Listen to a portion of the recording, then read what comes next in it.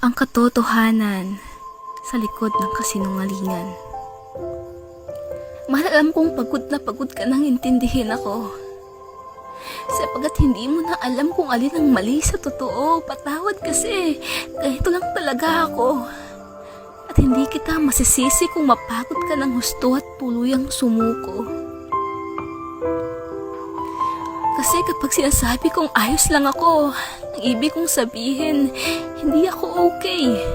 Kapag sinabi kong, sige, umalis ka, ang ibig kong sabihin, manatili ka. Kapag sinabi kong maghiwalay na tayo, ang ibig kong sabihin, huwag mo akong iwan. Kapag sinabi kong masaya ako, ang ibig kong sabihin, hindi ako masaya. Kapag sinabi kong hindi ako nagtatampo, ang ibig kong sabihin, suyuin mo ako. Kapag sinabi kong kaya kong wala ka, ang ibig kong sabihin, hindi ko kayang mag-isa. At higit sa lahat, kapag sinabi kong hindi na kita mahal, ang ibig kong sabihin, mahal na mahal kita. Kaya sana unawain mo ako, nang malaman mo kung ano ang ibig kong ipahiwatig sa'yo. Subalit ikaw itong hindi ko maintindihan. Lahat ng sinasabi mo ay aking pinaniniwalaan sapagkat sa ating dalawa, ikaw ang palaging nagsasabi ng katotohanan. Ngunit lahat pala ng iyon ay pawang kasinungalingan. Sabi mo ako lang ang nag-iisa, pero bakit may iba? Sabi mo manatili ka, pero bakit iniwan mo akong mag-isa? Sabi mo hindi ka mapapagod, pero bakit sumuko ka? Sabi mo mahal mo ako, pero bakit may mas mahal kang iba? Mahal, hindi ito tungkol sa ugali kong kakaiba. Sapagkat matagal mo nang alam na ganun ang paraan kong magsabi sa'yo ng totoo, hindi ba? Kasi hindi naman tayo nagtalong dalawa na humantong upang ang relasyon natin ay magiba.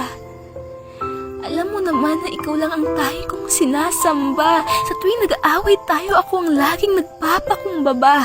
Ako lang ang gumagawa ng paraan upang ang relasyon natin ay isalba. Kaya hindi ako ang dapat sisihin sapagkat ito ay kagustuhan mong maghanap ng iba. Kaya nais kong sabihin sa iyo ang totoo. Na ayos lang ako, hindi ako nagtatampo, na masaya ako. Na kaya kong wala ka. Kaya sige, umalis ka. Maghiwalay na tayo. Kaya hindi na kita mahal. Alam naman nating pareho na kasinungalingan lang lahat ng to. Pero kung maaari, nakiusap. Ito na lang ang paniwalaan mo. Mahal, hindi ako okay. Kaya kung pwede, suyuin mo ako. Dahil hindi naman talaga ako masaya. Sapagkat hindi ko kayang mag-isa. Pakiusap, manatili ka. Huwag mo akong iwan. Kasi mahal na mahal kita.